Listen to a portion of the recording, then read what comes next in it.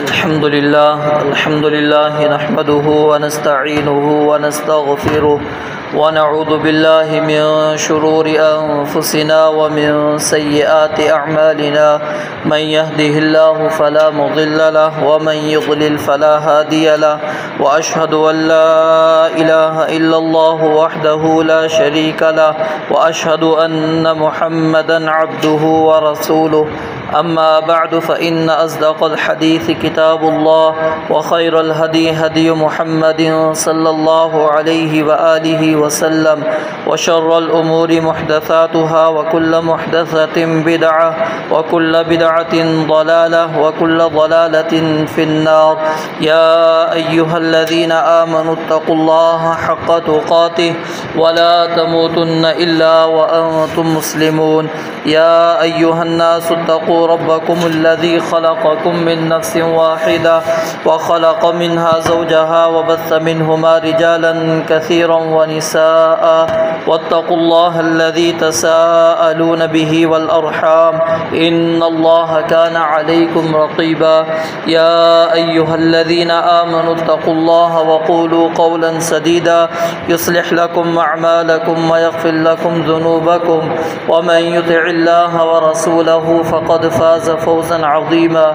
اللهم صل على محمد وعلى آل محمد كما صليت على إبراهيم وعلى آل إبراهيم إنك حميد مجيد اللهم بارك على محمد وعلى آل محمد كما باركت على إبراهيم وعلى آل إبراهيم إنك حميد مجيد قال الله تبارك وتعالى في القرآن المجيد فأعوذ بالله السميع العليم من الشيطان الرجيم يوم نقول لجهنم هل امتلأت وتقول هل من مزيد وأزلفت الجنة للمتقين غير بعيد هذا ما توعدون لكل أواب حفيظ من خشي الرحمن بالغيب وجاء بقلب منيب ادخلوها بسلام ذلك يوم الخلود لهم ما يشاءون فيها ولدينا مزيد وكم أهلكنا قبلهم من قرن هم أشد منهم بطشا فنقبوا في البلاد هل من محيص إن في ذلك لذكرى لمن كان له قلب أو ألقى السمع وهو شهيد ولقد خلقنا السماوات والأرض وما بينهما في 6 أيام وما مسنا من لغوب فاصبر على ما يقولون وسبح بحمد ربك قبل طلوع الشمس وقبل الغروب ومن الليل فسبح وأدبار السجود واستمع يوم ينادي المناد من مكان قريب يوم يسمعون الصيحة بالحق ذلك يوم الخروج إنا نحن نحيي ونميت وإلينا المصير يوم تشقق الأرض عنهم سراعا ذلك حشر علينا يسير نحن أعلم بما يقولون وما أنت عليهم بجبار فذكر بالقرآن من يخاف وعيد رب اشرح لي صدري ويسر لي أمري واحلل عقدة من لساني يفقهوا قولي رب زدني علما رب زدني علما رب زدني علما سبحانك لا علم لنا إلا ما علمتنا إنك أنت العليم الحكيم ہر قسم کی حمد و ثنا، تعریفات، توصیفات، تحمیدات، تمجیدات، تقدیسات کے پاکیزہ کلمات صرف اللہ وحدہ لا شریک کے لیے جو اس پوری کائنات کا تنہا خالق و مالک رازق مشکل کشا ہے۔ بے شمار انگنت لا تعداد درود و سلام جناب محمد رسول اللہ صلی اللہ علیہ وآلہ وسلم کی ذات اقدس کے لیے، جن کو اللہ رب العالمین نے انسانیت کے لیے رشد و ہدایت کا سفیر بنا کر مبعوث فرمایا۔ مختصر حمد و صلات کے بعد پچھلے خطبہ جمعۃ المبارک میں آپ کے سامنے ابراہیم علیہ السلام کی قوم کی سیاسی، مذہبی اور اخلاقی حالت کیا تھی، اور ان سے قبل جو اقوام گزری ان کا کچھ نقشہ آپ کے سامنے کھینچا تھا۔ آج کے خطبہ جمعۃ المبارک میں آپ کے سامنے حیات ابراہیم کے متعلق کچھ گزارشات عرض کروں گا۔ قرآن کریم کا جب ہم مطالعہ کرتے ہیں تو قرآن کریم سیدنا ابراہیم علیہ السلام کی ولادت اور آپ کے بچپن کے بارے میں خاموش ہے۔ قرآن و حدیث کے اندر ہمیں کوئی صراحت کے ساتھ، وضاحت کے ساتھ کوئی چیز نہیں ملتی کہ آپ کا بچپن کس طرح گزرا، آپ کی ولادت کس طرح ہوئی۔ کچھ اسرائیلی روایات ہیں جن سے اشارے ملتے ہیں، لیکن قرآن و حدیث اس کے متعلق بالکل خاموش ہے۔ سیدنا ابراہیم خلیل اللہ علیہ السلام کا نام اللہ تعالیٰ نے جو قرآن کریم کے اندر ذکر کیا ہے وہ ابراہیم نام ہے، اور یہ ابراہیم نام 69 مرتبہ قرآن کریم میں آیا ہے۔ یہ عبرانی یا سریانی زبان کا لفظ ہے جس کا معنی رحم دل باب یا پھر ایک بڑی جماعت یا بڑی تعداد۔ تو ابراہیم علیہ السلام ان کے والد کا تذکرہ قرآن کریم نے جو نام ذکر کیا ہے وہ آزر ہے۔ اہل علم کا اس مسئلے کے اندر اختلاف موجود ہے، کیا آزر آپ کے والد تھے یا آپ کے چچا تھے؟ تو سب سے مضبوط دلیل اگر ہم غور کریں تو قرآن کریم کی ہمارے سامنے موجود ہے۔ اللہ تعالیٰ نے واضح الفاظ کے اندر یہ بات ذکر کی ہے وَإِذْ قَالَ إِبْرَاهِيمُ لِأَبِيهِ آزَرَ۔ اللہ تعالیٰ نے آزر کو آپ کا باپ قرار دیا ہے، چچا قرار نہیں دیا۔ اگر چچا مراد ہوتا تو وہاں پر عربی زبان کا لفظ موجود ہے تو وہ لفظ اللہ رب العالمین استعمال کر لیتے۔ تو آزر آپ علیہ السلام کے والد کا نام ہے، چچا کا نام نہیں ہے، اور اس کی قرآن و حدیث کے اندر کئی دلائل موجود ہیں۔ ابراہیم علیہ السلام کا جو خاندان تھا وہ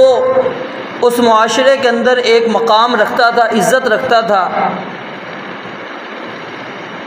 آپ کے والد آزر اس کو ایک خاص اہمیت حاصل تھی، بلکہ کہا جاتا ہے کہ نمرود نے ایک خاص عہدہ آزر کو دے رکھا تھا۔ تو ایک سیاسی طور پر ابراہیم علیہ السلام کے والد کی حیثیت تھی، ایک مقام تھا، ایک عزت تھی، اور رب العالمین نے اس چیز کو ہمارے سامنے اس لیے بھی بیان کیا کیونکہ ابراہیم علیہ السلام کی سیرت جو ہے وہ ہمارے لیے اللہ رب العالمین نے نمونہ ایسے نہیں بنائی تھی۔ ان کا پیچھے یہ سیاسی پس منظر ہے، خاندانی پس منظر ہے، اور کس انداز سے ابراہیم علیہ السلام نے اس خاندان کے اندر، اس قوم کے اندر، اس معاشرے کے اندر دعوت کا کام کیا تھا۔ تو یہ ان کے والد جو ہیں بت تراشا کرتے تھے، بت بنایا کرتے تھے، اور قرآن کریم نے اس چیز کو واضح طور پر بیان بھی کیا ہے، اور سیدنا ابراہیم علیہ السلام نے ان کو اس بات میں مخاطب بھی کیا کہ آپ اپنے ہاتھوں سے خود تعمیر کرتے ہو، خود بناتے ہو، اور خود ہی پھر ان کی عبادت کرنا شروع کر دیتے ہو۔ تو ابراہیم علیہ السلام کا اگر بچپن، جیسا کہ میں نے آپ کو بتایا، قرآن و حدیث تو خاموش ہے، لیکن اگر اس خاندان کو یا اس معاشرے کو ہم دیکھیں تو ہمیں یہ سمجھ میں آتی ہے کہ ابراہیم علیہ السلام نے جب جس خاندان کے اندر، جس معاشرے کے اندر آنکھ کھولی، وہاں پر ان کو ہر جانب بت ہی بت نظر آئے، ہر جانب ان کو سورج کی عبادت کرنے والے، چاند کی عبادت کرنے والے، ستاروں کی عبادت کرنے والے ملے۔ اللہ رب العالمین کو چھوڑ کر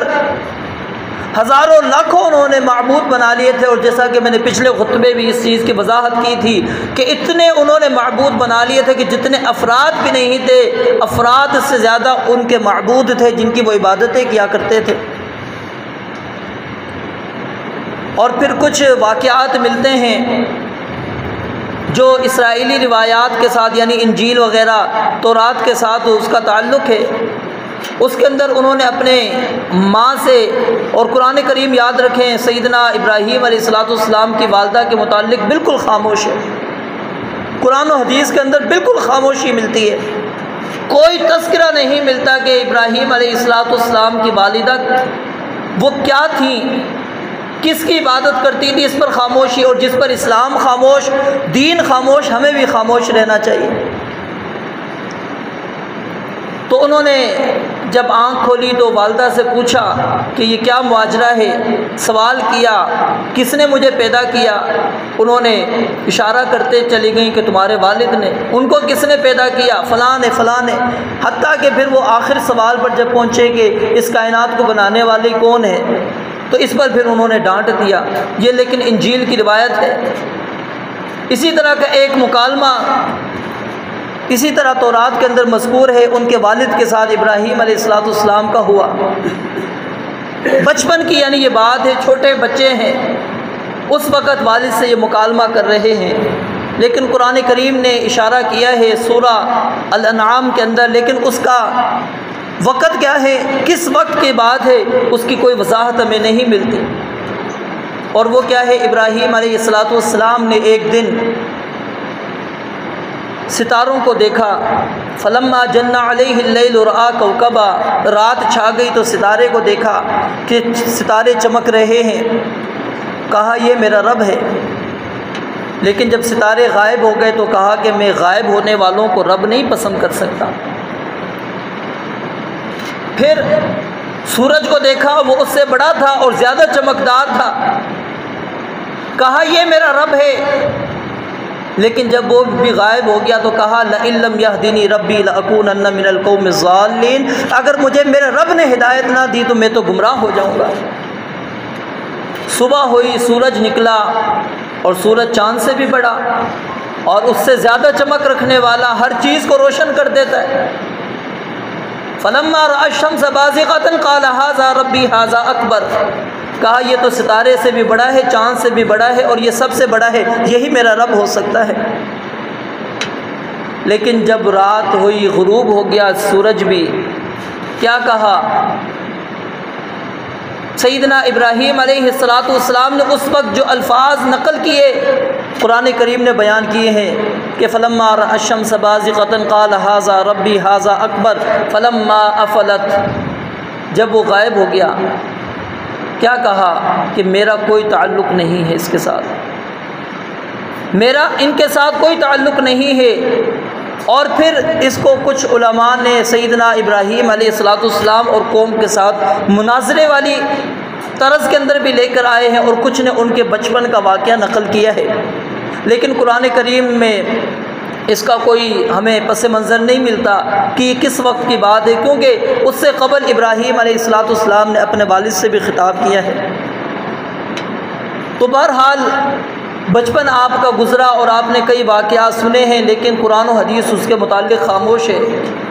اب اللہ رب العالمین نے ابراہیم علیہ السلام کو نبوت کے ساتھ سرفراز کر دیا، نبی بنا دیا۔ اب سب سے پہلی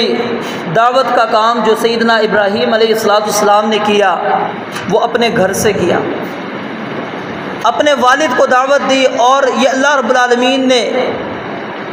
کچھ مقامات پر قوم اور ابراہیم علیہ السلام کے والد کا اکٹھا ذکر کیا ہے، اور دو مقامات ایسے ہیں سورۃ الانعام اور سورۃ مریم، اس کے اندر اکیلے ابراہیم علیہ السلام کے والد کا تذکرہ ہے، اور اس کے اندر بڑی نصیحتیں ہمارے اندر واقعے کے اندر موجود ہیں۔ خطاب کا انداز دیکھیے، ابراہیم علیہ السلام کا ادب کو ملحوظ خاطر رکھا،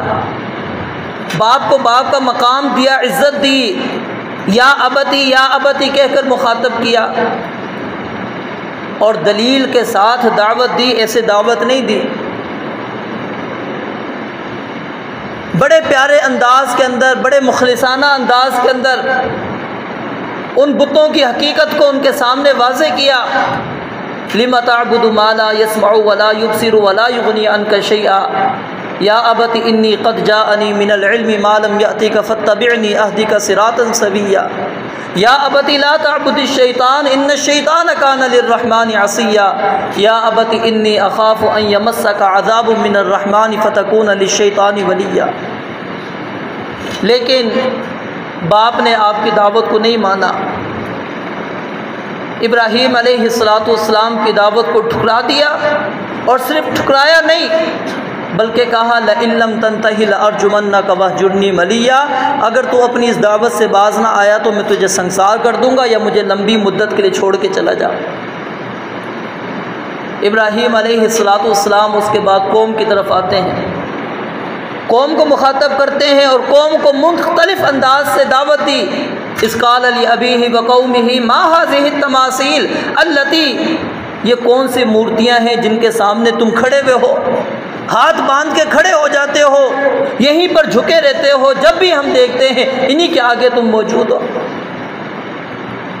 افکن آلہۃ دون اللہ تریدون، کیا اللہ کے علاوہ جو تم نے اپنے ہاتھوں سے معبود گھڑ لیے ہیں وہ تم چاہتے ہو؟ افتعبدون ما تنحتون، جن کو تم نے خود تراشا ہے ان کی تم عبادت کرنا شروع کر دی ہے تم نے۔ اب ابراہیم علیہ السلام نے جب اس انداز سے دعوت دی، قوم پر تھوڑا سا اثر ہوا، اور ابراہیم علیہ السلام نے اس وقت ان کو یہ بھی کہا وَتَاللَّهِ لَأَكِيدَنَّ أَصْنَامَكُمْ بَعْدَ أَن تُوَلُّوا مُدْبِرِينَ، کہ ایک وقت آئے گا میں تمہیں اچھے انداز کے اندر تمہیں دعوت پیش کروں گا، تمہیں سمجھانے کی کوشش کروں گا، تمہارے ان معبودوں کی حقیقت تمہارے سامنے لا کے رکھوں گا۔ لیکن قوم نے کہا شاید یہ نوجوان ہے، جوانی کے جوش کے اندر آ کے بات کر رہا، کر تو کچھ نہیں سکتا، یہ اکیلا ہے، پیچھے پوری قوم ہے، اتنی بڑی ہمت کیسے کرے گا یہ؟ قوم والوں نے ابراہیم علیہ السلام کی اس بات کی طرف توجہ نہ کی۔ بہرحال ایک وقت آیا، ان کے میلے کا دن تھا، خوشی کا دن تھا، وہ چلے گئے علاقے سے باہر۔ ابراہیم علیہ السلام کو بھی کہا کہ آپ بھی چلیے ہمارے ساتھ۔ تو ابراہیم علیہ السلام نے آسمان کی طرف دیکھا، ستاروں کی طرف، اب ان کا ایمان ستاروں پر تھا، پچھلے جمعے میں نے آپ کے سامنے وضاحت کی۔ تو جب آسمان کی طرف دیکھ کر انہوں نے کہا انی سقیم، تو وہ فوراً مان گئے کہ ہاں ابراہیم نے کوئی اپنا ستارے کو گردش کے اندر دیکھا ہوگا، ابراہیم بیمار ہے۔ قوم والے چھوڑ کے چلے گئے۔ ابراہیم علیہ السلام کو اللہ تعالیٰ نے موقع دیا، جاتے ہیں، کلہاڑا لیتے ہیں اور سارے معبودان باطلہ جو ہیں ان کو توڑنا شروع کر دیتے ہیں، ان کو تہس نہس کر دیتے ہیں۔ صرف ایک جو بڑا تھا، سب سے بڑا بت، اس کو چھوڑ دیا، باقی سب کو توڑ دیا، اور اس کے اوپر کلہاڑا لٹکا کر، وہ توڑا لٹکا کر آ گئے۔ قوم واپس آئی۔ جب میلے سے واپس آنے کے بعد ہمارے ہاں بھی مسلمان یہی کرتے ہیں نا، جا کے نذرانے چڑھاتے ہیں کہ جی آئے ہیں ذرا نذرانے تو چڑھا کر جائیں۔ اب وہ نذرانے چڑھانے کے لیے جب آئے، آگے دیکھا معبودوں کا تو حال ہی بگڑا پڑا ہے۔ اب فوراً اس وقت کیا کہا؟ سمعنا فتن یذکرہم یقال لہ ابراہیم، ایک نوجوان ہے جو اکثر ان کا ذکر کرتا تھا، اس کو ابراہیم کہا جاتا ہے، وہ اکثر یہ باتیں کہا کرتا تھا میں تمہارے معبودان باطلہ کے بارے میں چال چلوں گا، تمہیں سمجھانے کی کوشش کروں گا، تو یہ کام اسی کا ہوگا۔ اب جو وزراء تھے، امراء تھے، انہوں نے ابراہیم علیہ السلام کو فوراً بلوا لیا، کیونکہ اب یہ معاملہ کیا تھا؟ اوپن معاملہ تھا، سب کے سامنے انہوں نے کیا، مطلب کہ سارے معبودان باطلہ کو توڑ دیا۔ اب یہ فیصلہ بھی اگر ہو تو سب کے سامنے ہو۔ قوم بھی جمع ہو گئی، ابراہیم علیہ السلام کو بھی بلا لیا گیا۔ سیدنا ابراہیم علیہ السلام سے جب سوال کیا، ابراہیم علیہ السلام نے کیا کہا؟ بل فعلہ کبیرہم ھذا فاسألوہم ان کانوا ینطقون، اگر تمہارے یہ معبود بولتے ہیں تو ذرا ان سے پوچھو، ان کے بڑے نے یہ کام کیا ہے۔ اب قوم جانتی تھی یہ نہ بول سکتے ہیں، نہ یہ سن سکتے ہیں، نہ یہ ہمیں نفع دے سکتے ہیں، نہ یہ نقصان پہنچا سکتے ہیں، ہمیں کچھ نہیں کر سکتے۔ فرجعوا الی انفسہم فقالوا انکم انتم الظالمون، اللہ کہتے ہیں وہ اپنے آپ میں ہی واپس لوٹ گئے اور کہا کہ تم نے تو یہ بڑی ظلم والی بات کر دی، ابراہیم کو سب کے سامنے لا کر سوال کیا کروا دیا، پوچھ لیا تم نے ابراہیم سے کہ بت کا یہ حال تو نے کیا ہے، اب جو ابراہیم نے بات کی اب اس کا جواب تو دو۔ اب کوئی جواب نہیں تھا ان کے پاس، جاتے پوچھتے بھائی بتاؤ تمہارے معبود کس نے توڑا ہے تمہیں؟ تمہارے پاس تو ہم اپنی حاجات لے کر آتے تھے، ضروریات لے کر آتے تھے، اپنی منتیں لے کر آتے تھے، اپنی پریشانیاں تمہارے سامنے ذکر کرتے تھے، آج تو تم خود ہی پٹے ہوئے ہو اور تم برباد ہو گئے ہو، آخر بتاؤ تمہارا کام کس نے بگاڑا ہے، کس نے کر دیا؟ لیکن قوم کو پتہ تھا کہ کچھ نہیں بول سکتے، اب فوراً انہوں نے دوسری چال شروع کر دی، کیونکہ یہ یاد رکھیں جس بندے کے دل پر اللہ تعالیٰ نے مہر لگا دی ہوتی ہے نا، اس کو اللہ تعالیٰ مواقع دکھاتا ہے، دلائل آتے ہیں، لیکن وہ ہدایت جب اس کے نصیب میں نہیں ہوتی تو وہ اسی طرح پھر کوئی نہ کوئی بہانہ عذر بنا کے وہاں سے جان چھڑا دیتا ہے۔ حالانکہ یہ بہت بڑا زبردست ایک دعوت تھی، اگر قوم سمجھنے والی ہوتی تو سمجھ سکتے تھے کہ واقعی ابراہیم نے جو بات کہی ہے، ہم ان سے ہی سوال کر لیتے ہیں، پوچھ لیتے ہیں کہ آخر تمہارے ساتھ کرنے والا یہ کون تھا، لیکن وہ بولیں گے تو کریں نا۔ اف لکم ولما تعبدون من دون اللہ افلا تعقلون، اپنے آپ کو کہتے ہیں افسوس ہو تم پر اور تمہارے ان معبودوں پر جن کی تم عبادت کرتے ہو، تم پر بھی افسوس، ان معبودوں پر بھی افسوس ہے، یہ اپنا دفاع نہیں کر سکے، اپنے آپ کو بچا نہیں سکے۔ اب اس وقت پھر انہوں نے جو اس وقت کے وزراء وغیرہ تھے، امراء تھے، انہوں نے کہا ابراہیم علیہ السلام کو تو سزا دینی چاہیے، ایسے تو معاملہ اور بگڑ جائے گا، لوگ مسلمان ہو جائیں گے۔ انہوں نے کہا ابنوا لہ بنیانا فالقوہ فی الجحیم، ایک بڑی عمارت بناؤ اور اس عمارت کے اندر آگ کو روشن کرو، اور اچھی طرح جب وہ آگ روشن ہو جائے، وہ تپ جائے، اور اللہ رب العالمین نے جو لفظ استعمال کیا وہ الجحیم، جہنم کا لفظ استعمال کیا، یعنی جس طرح جہنم دہکتی ہوئی آگ ہے، یہ اشارہ ہے وہاں پر کہ اتنی بڑی آگ اور اتنی دہکتی ہوئی آگ انہوں نے تیار کی ابراہیم علیہ السلام کے لیے۔ حرقوہ وانصروا آلہتکم ان کنتم فاعلین، کہا اگر کرنے والا کام ہے، سوال نہیں کرنا، اگر کرنا ہے تو اپنے ان معبودوں کو بچانا چاہتے ہو تو ابراہیم کو جلا ڈالو، بس پھر تم بچ جاؤ گے، تمہارے معبود بچ جائیں گے۔ اگر کوئی سوال کرنے چلا گیا سب کے سامنے معاملہ واضح ہو جائے گا، یہ تو بول ہی نہیں سکتا۔ اب پھر اس وقت یہ قوم والوں نے تو فیصلہ کر لیا ابراہیم کو جلا دیا جائے، لیکن ظاہر ہے فیصلے پر عمل کرنے کے لیے بادشاہ وقت کا فیصلہ ہونا چاہیے نا۔ اب بادشاہ کے دربار کے اندر ابراہیم علیہ السلام کو بلا لیا جاتا ہے، نمرود سے مکالمہ ہوتا ہے، رب العالمین نے سورہ البقرہ کے اندر ذکر کیا۔ ابراہیم علیہ السلام نے اپنے رب کا تعارف کراتے ہوئے کہا کہ یحیی و یمیت، میرا رب زندگیاں دیتا ہے، میرا رب مارتا ہے۔ اس نے کہا اگر موت اور حیات کی بات ہے تو یہ میرے پاس بھی ہے۔ دو قیدیوں کو بلاتا ہے، جس کو سزا تھی قتل کی اس کو آزاد کر دیتا ہے، اور جس کے اوپر ابھی کوئی جرم ثابت نہیں ہے اس کو قتل کروا دیتا ہے۔ کہ وہ کہتا ہے دیکھو اس کو سزا تھی قتل کی،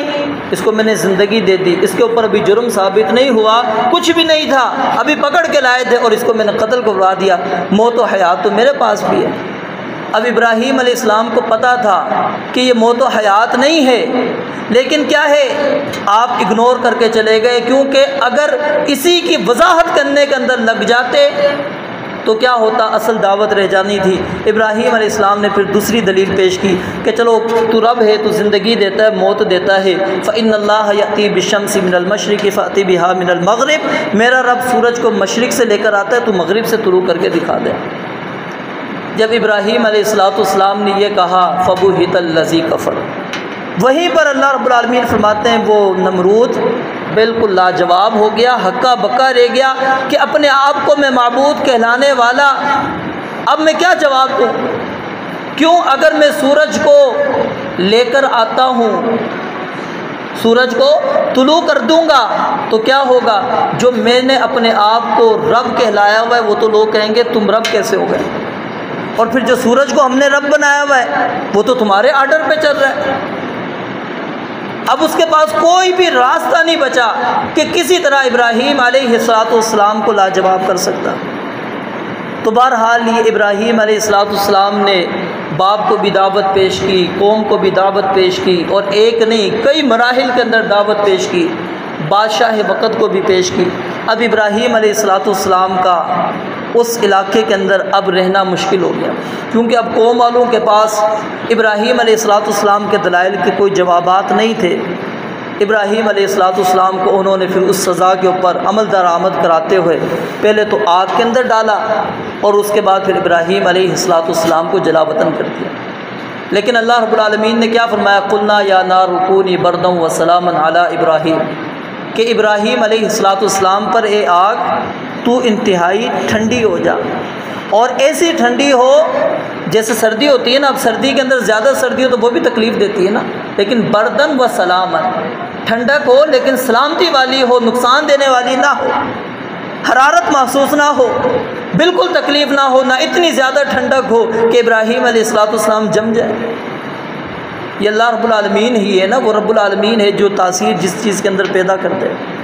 تو ابراہیم علیہ السلام کی اس دعوت والے انداز سے جو چیز ہمیں سمجھ میں آتی ہے وہ کیا ہے؟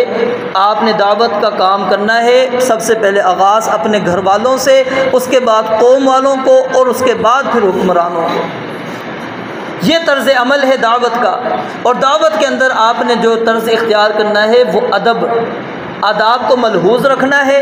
اور نمبر 3 دلائل کے ساتھ دعوت کا کام کرنا ہے۔ یہ نہیں کہ آپ ایسے ہی اٹھ کے دعوت شروع کر دیں، نہیں، دلائل کے ساتھ، جو چیز دلیل کے ساتھ ہوتی ہے تو وہ بہت زیادہ اثر انداز ہوتی ہے۔ رب العالمین سے دعا ہے اللہ تعالیٰ سمجھنے عمل کرنے کی توفیق عطا فرمائے۔ وآخر دعوانا ان الحمدللہ رب العالمین۔ الحمد لله نحمده ونستعينه ونستغفره ونعوذ بالله من شرور أنفسنا ومن سيئات أعمالنا، من يهدي الله فلا مضل له ومن يضلل فلا هادي له، وأشهد أن لا إله إلا الله وحده لا شريك له، وأشهد أن محمدا عبده ورسوله۔ اللهم صل على محمد وعلى آل محمد كما صليت على إبراهيم وعلى آل إبراهيم إنك حميد مجيد۔ اللهم بارك على محمد وعلى آل محمد كما باركت على إبراهيم وعلى آل إبراهيم إنك حميد مجید۔ جیسا کہ آپ احباب دیکھ رہے ہوں گے، مسجد کے اندر کچھ تعمیراتی کام چل رہا ہے۔ قرآن و حدیث کے دلائل سے تو آپ اچھی طرح واقف ہیں، صرف اشارہ کرنا مقصود ہے کہ جس طرح پہلے بھی آپ بھائی اس مد کے اندر تعاون کرتے ہیں، بڑھ چڑھ کر کوشش کرتے ہیں، جتنی جس کو اللہ تعالیٰ نے استطاعت دی ہے، وسعت دی ہے، تو یہ جو مساجد کی کام ہوتے ہیں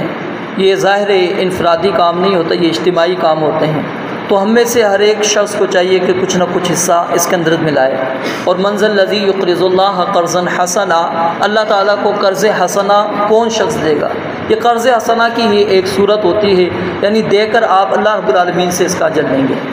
نہ میں اجر دے سکتا ہوں، نہ حاجی صاحب، نہ کوئی اور آپ کو، یہ رب العالمین نے آپ کو دینا ہے، اور جتنے اخلاص کے ساتھ دیں گے، وہ 1 روپیہ ہوتا ہے، رب العالمین اس کو بڑھا چڑھا کر ایک احد پہاڑ کے برابر بنا دیتے ہیں۔ تو یہ اللہ رب العالمین انسان کو کیا ہے، وَيُرْبِ الصَّدَقَاتِ، جو صدقات اللہ تعالیٰ اس کو بڑھاتے ہیں۔ تو کچھ نہ کچھ اپنا حصہ ضرور مسجد کے اندر ملایا کریں، تعمیراتی کام کے اندر بھی، کیونکہ ویسے بھی حدیث کے اندر بھی نا، من بنا للہ مسجداً، جو بندہ مسجد بناتا ہے تو مسجد کے اندر پھر وہ کیا ہے، چھوٹا سا گھونسلے تک کا بھی نبی علیہ السلام نے ذکر کیا، یعنی انتہائی کم جگہ، تاکہ یعنی کوئی بندہ بھی محروم نہ رہے۔ ایک اتنی بڑی عمارت کو بنانا ظاہر بڑا مشکل ہوتا ہے، تو چھوٹی سی چھوٹی چیز بھی اگر کوئی بندہ اس کے اندر اپنا حصہ ڈال دیتا ہے تو اللہ رب العالمین اس کے بدلے میں اس سے بہتر اس کو جنت کے اندر محل عطا فرماتے ہیں۔ تو تمام بھائی جو ہیں اس کے اندر تعاون کریں، اور اسی طرح ابھی ممکن ہے کہ اگلے جمعے سے قبل چاند نظر آ جائے، تو جو احباب قربانی کرنے والے ہیں ان کے متعلق رسول مکرم علیہ السلام نے فرمایا کہ جو بندہ ارادہ رکھتا ہے وہ اپنے بال اور ناخن نہ کاٹے، چاند نظر آنے کے بعد بال اور ناخن نہیں کاٹنے ہوتے۔ تو جن کا ارادہ ہے قربانی کرنے کا تو وہ پھر اس پابندی کو کو ملحوظ رکھیں اور چاند نظر آنے سے پہلے اپنی حجامت وغیرہ جو ہے وہ بنا لیں، اور اگر قربانی جس کا نہیں ارادہ اس کے اوپر کسی قسم کی کوئی پابندی نہیں ہے۔ رب العالمین سے دعا ہے اللہ تعالیٰ سمجھنے عمل کرنے کی توفیق عطا فرمائے۔ وآخر دعوانا ان الحمد للہ رب العالمین۔